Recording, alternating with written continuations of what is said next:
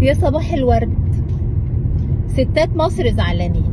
رئيس حزب مصر الفتاة أسامة كامل طلع بتصريح غريب جدا، قال لك سهل جدا اني اي حد عايز يشتري امرأة حتى لو متزوجة يشتريها من زوجها، يشتريها بالفلوس. فالدنيا قامت ما قعدتش. ليه؟ لان عندنا ستات مصر خط احمر.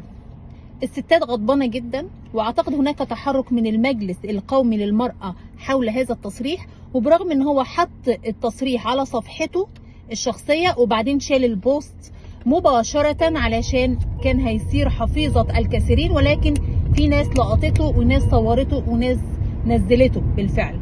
ففي أزمة كبيرة هيتعرض بها رئيس حزب مصر الفتاة أسامة كامل حول هذا التصريح. ستات مصر محدش يقدر يقول عليهم، وكمان هو المشكلة انه عمم هذا التصريح على سيدات مصر.